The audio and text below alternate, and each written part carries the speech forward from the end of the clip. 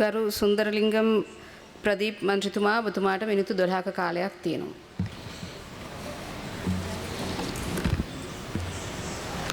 சபைக்கு தலைமை தாங்கும் கௌரவ உறுப்பினர் அவர்களே, 2025ஆம் ஆண்டு வரவு செலவு திட்டமானது இலங்கையிலே பேசப்படுகின்ற விவாதிக்கப்படுகின்ற முக்கியமான ஒரு வரவு செலவு திட்டமாக காணப்படுகிறது. விசேடமாக இந்த வரவு செலவு திட்டத்திலே நாட்டில் இனம் பாராது, மொழி பாராது, பிரதேச வேறுபாடு இல்லாது நாட்டில் அனைத்து பகுதிகளிலும் வாழ்கின்ற மக்களை ஒரே நோக்கில் பார்த்து ஒதுக்கப்பட்ட ஒதுக்கீடாக இந்த வரவு செலவு திட்டத்தை நாம் நோக்கலாம்.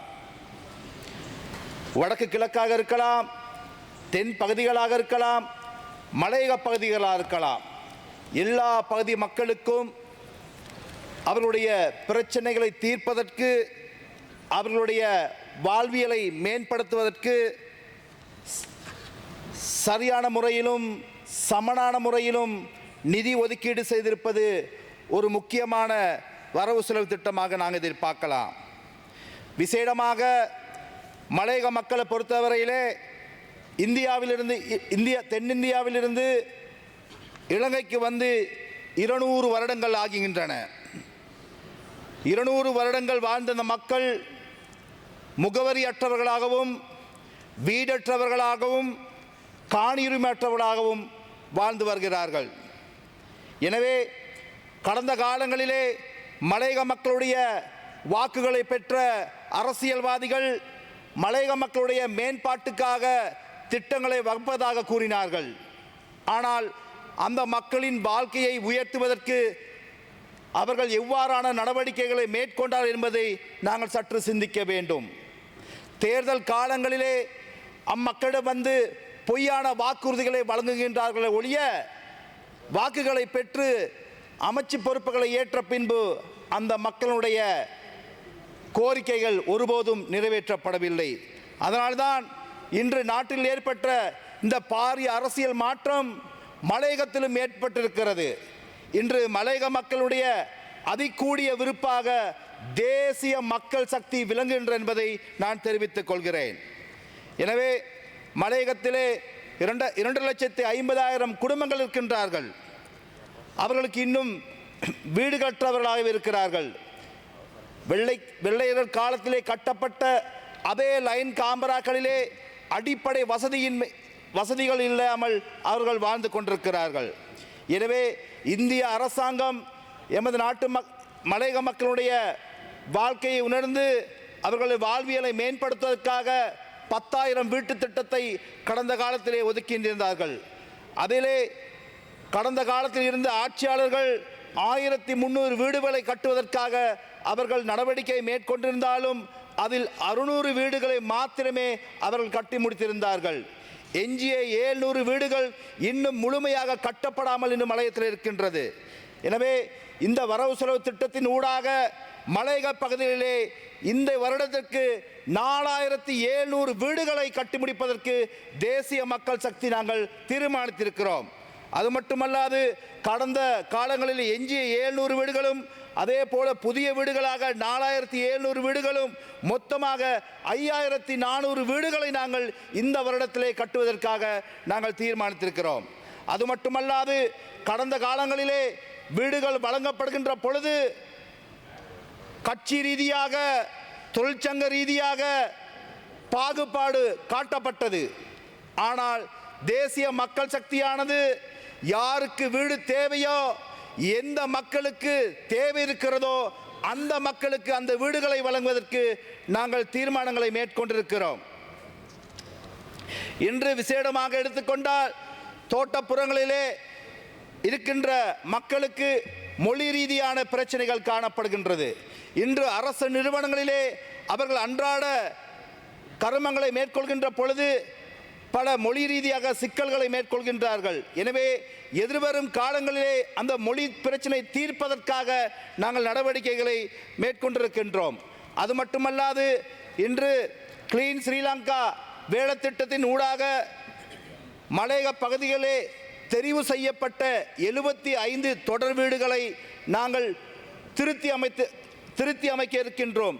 அதற்கிணங்க அந்த வீடுகளுக்கிலே நிறம் பூசுதல் மற்றும் சுவர்களை தரைகளை திருத்துதல், அவர்களுக்கான கழிப்பறைகளை அமைத்து கொடுத்தல் என்று பல்வேறுபட்ட நடவடிக்கைகளூடாக இந்த 75 தொடர் வீடுகள் திருத்தி அமைக்கப்பட்டிருக்கின்றன. அதனூடாக அந்த தொடர் வீடுகளை வசிக்கின்ற மக்களின் அடையாள அட்டை, பிறப்புச் சான்றிதழ், திருமணச் சான்றிதழ், இன்னும் பல்வேறுபட்ட சான்றிதழ்கள் பெற முடியாதவர்களுக்கு அதை நாங்கள் பெற்றுக் கொடுக்க இருக்கிறோம். அது மட்டுமல்லாது இன்று கூறுகிறார்கள், மலையகத்துக்கு தனி வீடா கோடி வீடா என்று கேட்டார்கள், தொடர் வீடா கோடி வீடா என்று கேட்டார்கள். நாங்கள் கூறுகிறோம், மலையகத்துக்கு கோடி வீடும் வராது, மாடி வீடும் வராது, மலையகத்துக்கு வரப்போகின்றது தனி வீடு என்பதை நான் கேட்கின்ற உறுப்பினர்களுக்கு கூறிக்கொள்ள விரும்புகிறேன். அது மட்டுமல்லாது இதுவரை காலமும் மலையக மக்களுக்கு சம்பள உயர்விலே பாரபட்சம் அளிக்கப்பட்டது. இன்று அவர்கள் வேலைக்கு சென்றவுடன் தனது உதிரத்தையும் வியர்வையும் அந்த மண்ணுக்காக சிந்துகிறார்கள். இறந்தவுடன் அவர்கள் உடல்களை தேயிலை தோட்டத்திலே புதைக்கப்படுகின்ற பொழுது அந்த தேயிலை தோட்டத்திற்கு உரமாக மாறுகிறார்கள். இந்த நாட்டினுடைய வருமானத்திற்கு மிக முக்கிய காரணிகளாக விளம்பவர்கள் தோட்ட தொழிலாளர்கள். ஆனால் அவர்களுடைய வாழ்வியலை மேம்படுத்துவதற்காக, அவர்களுடைய வாழ்க்கை தரத்தை உயர்த்துவதற்காக சம்பளம் அதிகரிப்பு கடந்த காலங்களிலே வழங்கப்படவில்லை.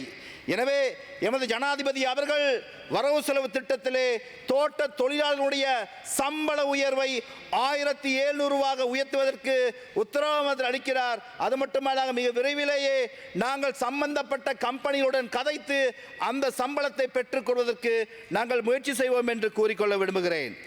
அது மட்டுமல்லாது இன்று மலையக பகுதியில் எடுத்துக்கொண்டால் இன்று போசாக்கியின்மை காரணமாக மலையகத்திலே மாணவர்களுடைய கல்வி பாதிப்படைகிறது. நான் ஒரு ஆசிரியராக 18 வருடங்கள் சேவையாற்றிருக்கிறேன்.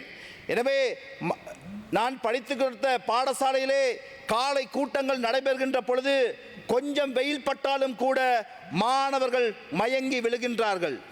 தேடி பார்க்கின்ற பொழுது 1-3 வேளை உணவை உட்கொள்ளாத எத்தனையோ மாணவர்களை நாங்கள் கண்டிருக்கிறோம். ஒருவேளை மாத்திரமே உணவை உட்கொண்டு பாடசாலைக்கு வருகிறார்கள். அதனால் கொஞ்சம் வெயில் பட்டவுடன் மயங்கி விழுகிறார்கள். எனவே இதை கருத்தில் கொண்டு இந்த போசாக்கு வேலை திட்டம் மலையக மாணவர்களுக்கு பாரிய ஒரு நன்மை பயக்கின்றதாக காணப்படுகின்றது. அது மட்டுமல்லாது இன்று மலையக பாடசாலைகளிலே இடைவேளைகள் அதிகமாக காணப்படுகின்றது. இந்த இடைவேளைகளை தடுப்பதற்காகவும் நாங்கள் வேலை திட்டங்களை முன்வைத்திருக்கிறோம். அது மட்டுமல்லாது சபைக்கு தலைமை தாங்கும் தலைவர் அவர்களே, இன்று மலையக கல்வியை பொறுத்தமட்டில் கடந்த காலங்களிலே அரசாங்கம் பாரபட்சத்தை காட்டியிருந்தார்கள். பாடசாலைக்கு ஆசிரியர் நியமனத்தை வழங்குகின்ற பொழுதும், பாடசாலைக்கு கட்டிடங்கள் அதாவது பௌதிக வழங்குகளை வழங்குகின்ற பொழுதும் பாரபட்சத்தை காட்டியிருந்தார்கள். இன்னும் மலையகத்தில் எத்தனையோ பாடசாலைகளுக்கு கழிப்பறை வசதிகள் இல்லை, நீர் வசதி இல்லை, அவர்களுக்கான விஞ்ஞான ஆய்வு கூட வசதிகள் இல்லை, புத்தக சாலைகள் இல்லை. இருந்தும் அந்த மாணவர்கள் கஷ்டத்தின் மத்தியிலே கல்வியை கற்றுக்கொண்டிருக்கிறார்கள். ரத்தினபுரி மாவட்டத்தை பொறுத்தவரையிலே அங்கு உயர்தரத்திலே இன்னும் சிறந்த பாடசாலைகள் அங்கு காணப்படவில்லை. விசேடமாக ரத்தினபுரி மாவட்டத்திலே மொத்தமாக 104 தமிழ் பெருந்தோட்ட பாடசாலைகள் காணப்படுகின்றது. அதிலே 95 பாடசாலைகள் பாரிய பிரச்சனைகளுக்கு முகங்கொடுத்திருக்கின்றன. මිනිත්තු 2ක කාලයක් තියෙනවා. எனவே சபை முதல்வர்களே, அதாவது சென்ட் ஜோன்ஸ் தமிழ் வித்தியாலயம் கனகநாயகம் தமிழ் வித்தியாலயம், ரத்தினபுரி தமிழ் வித்தியாலயம், ஜெயலானி தமிழ் வித்தியாலயம் போன்ற பாடசாலைகள் மாத்திரம்தான் அங்கு உயர்தரத்திலே விஞ்ஞான பிரிவும் கணித பிரிவும் காணப்படுகின்றது. எனவே அந்த அதிபர்களுடைய முயற்சியின் காரணமாக மாத்திரம்தான் அங்கு அந்த துறைகளை மேற்கொள்ளப்பட்டது ஒழிய கடந்த கால அரசாங்கங்கள் வளங்களையோ ஆசிரியர் நியமனங்களையோ அந்த பாடசாலைக்கு வழங்காதது ரத்தினபுரி மாவட்ட மக்கள் புறக்கணிக்கப்பட்டதை நாங்கள் அவதானித்திருக்கிறோம். இன்னொன்றை கூறிக்கொள்ள விரும்புகிறேன். எதிர்க்கட்சியினர் இன்று பாதாள உலக கோஷ்டினை பற்றி பேசுகிறார்கள். கடந்த காலத்திலே இந்த பாதாள உலகத்தை தோற்றுவித்தவர்கள் யார், அவர்களுக்கு ஆயுதம் வழங்கியவர்கள் யார் என்று தேடி பார்க்கின்ற பொழுது இதை உருவாக்கியது இவர்களே. கடந்த காலத்திலே மலையக பகுதிகளிலும் அரசியல் அடாவடித்தனங்கள் மேற்கொள்ளப்பட்டது. எனவே இன்று இவர்கள் நாட்டினுடைய நல்லாட்சியை பற்றி பேச வருகிறார்கள். எனவே நான் இறுதியாக கூறிக்கொள்ள விரும்புகிறது, இந்த நாட்டிலே இன்று இனவாதமற்ற ஒரு ஆட்சி இருக்கிறது. மீண்டும் இந்த நாட்டிலே இனவாதத்தை தோற்றுவித்து இந்த நாட்டை குழப்ப செயல்பாடிலே இந்த எதிர்க்கட்சியினர் ஈடுபட்டு கொண்டிருக்கிறார்கள். இந்த நாட்டில் அதிக கூடிய சிங்கள மக்களினதும் அதிகூடிய தமிழ் மக்களினதும் அதிகூடிய முஸ்லிம் மக்களிடம் விருப்பாக இந்த தேசிய மக்கள் சக்தி அரசாங்கம் ஆட்சி அமைச்சிருக்கு என்பதை கூறிக்கொள்ள விரும்புவது என் உரையை நிறைவு செய்கின்றேன். நன்றி. ස්තුතියි.